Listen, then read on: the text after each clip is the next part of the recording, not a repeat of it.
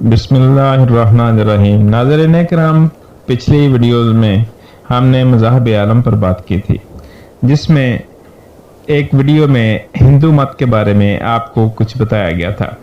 नाज़रीन किराम, अब हम आपको हिंदू मज़हब के अकायद के बारे में बताएंगे। हिंदू मज़हब के माबूद जो हैं, ये तीन माबूदों को मानते हैं: ब्रह्मा, विष्णु और शिव। हिंदू अकीदे के मुताबिक ब्रह्मा इस आलम का खालिक है, जिसने आलम को अदम के कटहरे से निकालकर वजूद के दायरे में दखल किया। हिंदुओं के यहाँ ब्रह्मा का तस्वर सिर्फ इतना है कि वो कायनात के लिए एक नुक्ता आगाज की हैसियत रखता है और बस। निज़ाम आलम के मुतहर्रक होने के बाद ब्रह्मा का इस आलम से कोई ताल्लुक बाकी नहीं रहा। विष्णु, मौजूदा हिंदुओं के यहाँ असल माबूद दो ही हैं, विष्णु और शिव। इनमें से भी ज्यादा विष्णु की अहमियत है, क्योंकि ये अशिया और बका की हिफाजत का जिम्मेदार समझा जाता है। इसकी मरकजी खसूसियत इंसानियत के साथ इसका ताल्लुक शुमार होती है, और इसकी बीवी का नाम लक्ष्मी मशहूर है। इसी के नाम पर लक्ष्मी चौक, जो कि लाहौर में है, मशहूर है। दौलत और इशरत की नुमाइंदा विष्णु की बीवी तस्वर की जाती है। हिंदू विष्णु को अवतार कहते हैं। हिंदुओं के दो मशहूर माबूद राम और कृष्ण इसी विष्णु के अवतार पर समझे जाते हैं। याद रहे कि ये वही राम है जिसकी वजह से बाबरी मस्जिद का झगड़ा चला रहा है। हिंदू इसे राम की जय पैदाइश करार देते हैं, हालांकि यहाँ पर बाबरी मस्जिद ही कायम थी और ये बात गलत साबित हो चुकी है कि यहाँ पर राम मंदिर था। शिव, हिंदुओं के यहाँ इसे विष्णु की जिद कहा जाता है, क्योंकि ये जिंदगी की पुरानी सूरतों को मिटाता है, तामीर और तखरीब की तमाम कुव्वतों का मालिक है, हजारों इंसानों को मौत के घाट उतारता और हजारों को जन्म देता है। हजारों जानवर इसके नाम पर कुर्बान किए जाते हैं। हिंदू इबादत गुजार बड़ी रियाजतें और नफ्स कशी करके रहबानियत के मदारिज तय करते हैं और इसी तरह शिव की कुर्बत हासिल करते हैं। चनाचे हिंदुस्तान के अक्सर सन्यासी दरवेश इसी के परस्तार हैं। नाज़रीन इकराम, यहाँ पर हम हिंदुओं की एक किताब रामायण का जिक्र करेंगे। ये हिंदुओं की एक मुकद्दस तारीखी किताब है, लेकिन हिंदू इसकी तसनीफ का ज़माना मुतय्यन नहीं कर सके। हिंदुओं के मुताबिक ये किताब मुख्तलिफ मुसन्निफीन ने अपने अपने अंदाज में लिखी है। यह किताब मगरबी बंगाल और बिहार की मजहबी रवायात की आयनादार है, ताहम मजहबी नुक्ता नज़र से इसकी अहमियत महाभारत से कम है। नाज़रीन, आगे बढ़ने से पहले आपसे गुजारिश है कि अगर आपने हमारा channel Nadar info TV subscribe नहीं किया तो इसे सब्सक्राइब कीजिए और घंटे के बटन को प्रेस कीजिए, और अगर वीडियो पसंद आए तो लाइक और शेयर ज़रूर कीजिए। शुक्रिया।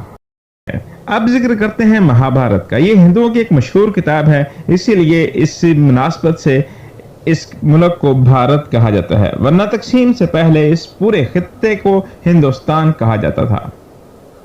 गीता, इस किताब का पूरा नाम भगवत गीता है। दर हकीकत ये महाभारत का ही एक हिस्सा है।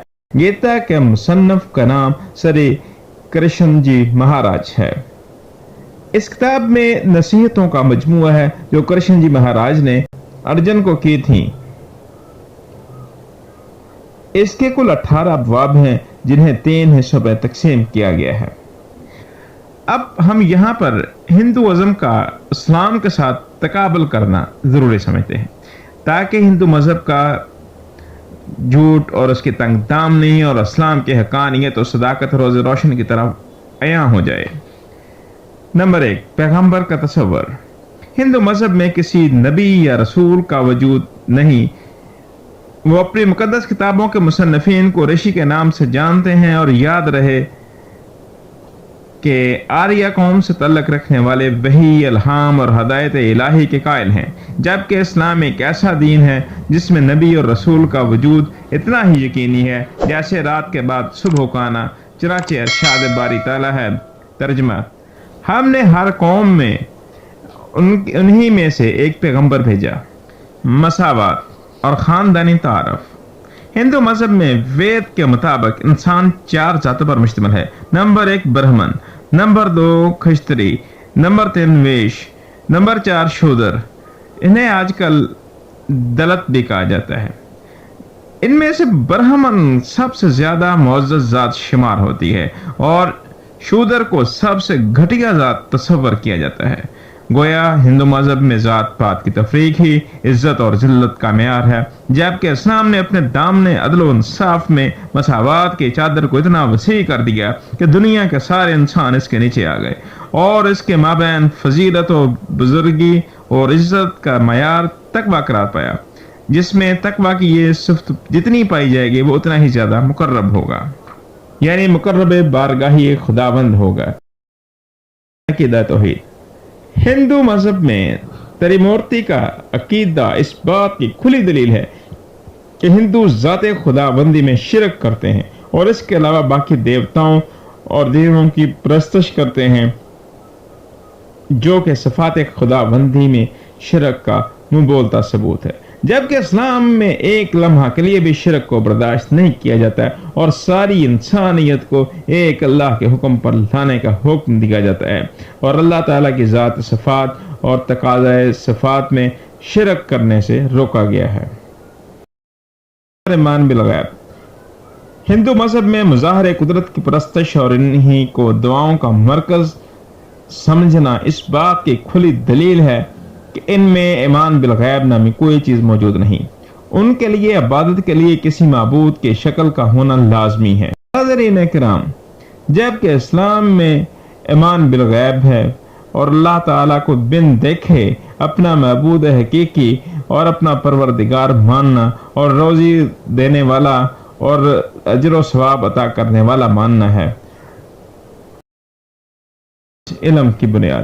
اللہ تعالیٰ نے ہر انسان کو 5 حواس عطا فرمائے ہیں جن کے ذریعے وہ محسوسات کو معلوم کرتا ہے، اور غیر محسوسات کے لیے اللہ تعالیٰ نے دماغ کو پیدا کیا۔ وہ 5 حواس یہ ہیں: قوت سامعہ یعنی سننے کی قوت، قوت باصرہ یعنی دیکھنے کی طاقت، قوت شامعہ سونگنے کی طاقت، قوت ذائقہ چکھنے کی طاقت، اور قوت لامسہ یعنی چھونے کی طاقت۔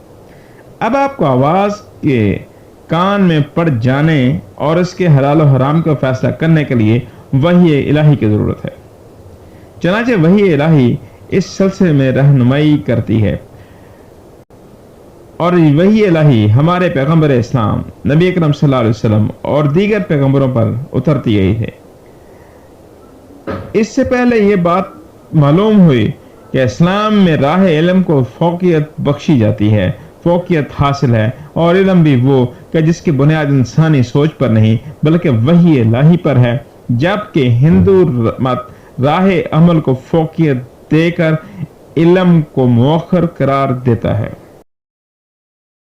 ضابطہ حیات، ہندو مذہب میں رسوم پرستی اور چند تاریخی کہانیوں کے نتیجہ خیزی کے علاوہ زندگی گزارنے کا ضابطہ اور اصول پیش۔ عالمگیریت، ہندو مذہب ایک محدود دھرم ہے جو اپنے دامن میں صرف ان ہندوؤں کو جگہ دیتا ہے جو بائی برتھ پیدائش ہندو ہوں۔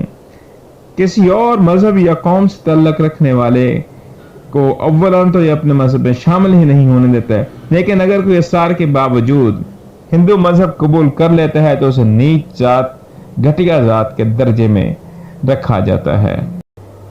گائے، ہندو مذہب میں گائے کو ایک مقدس جانور سمجھا جاتا ہے، اس کی پرستش کی جاتی ہے، اسے ذبح کرنا ایک جرم عظیم شمار کیا جاتا ہے، اور اسے چومنا، چاٹنا، اس کے پیشاب اور گوبر کو کھانا مقدس سمجھا جاتا ہے۔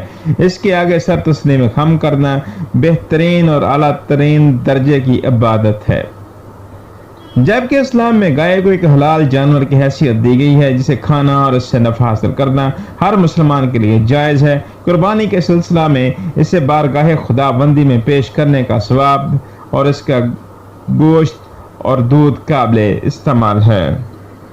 انسان کی قربانی، ہندوازم میں اپنے معبودوں کے لیے انسان کو قربان کرنا جائز ہے، بلکہ بعض بت تو ایسے ہیں جن کے سامنے صرف انسانوں کو ہی قربان کیا جا سکتا ہے۔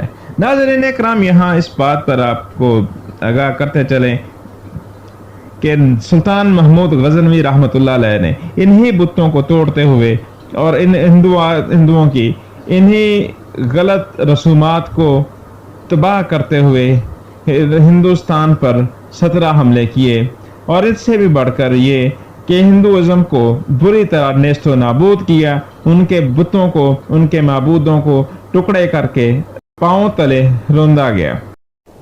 محترم ناظرین، ہندوازم میں انتہائی بیہودہ اور انسانیت سوز رسمیں اور رواج ہیں کہ جس سے انسانیت شرما جائے، جس میں موجودہ حالات میں کشمیری مسلمانوں کا لاک ڈاؤن اور اس کے بعد کشمیر میں مسلمانوں پر ظلم و ستم اور ان کی انفرادی اور آزادی کی حیثیت کو ختم کر دینا، اور اس کے ساتھ ساتھ ہندوستان میں مسلمانوں اور دلت برادری کے ساتھ جو انسانیت سوز مظالم ہو رہے ہیں ان پر انسانیت شرما جاتی ہے۔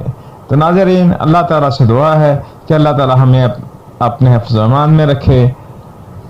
ناظرین، اللہ تعالیٰ سے دعا ہے کہ اللہ تعالیٰ ہمیں اپنے حفظ و امان میں رکھے۔ اجازت دیجیے، فی امان اللہ۔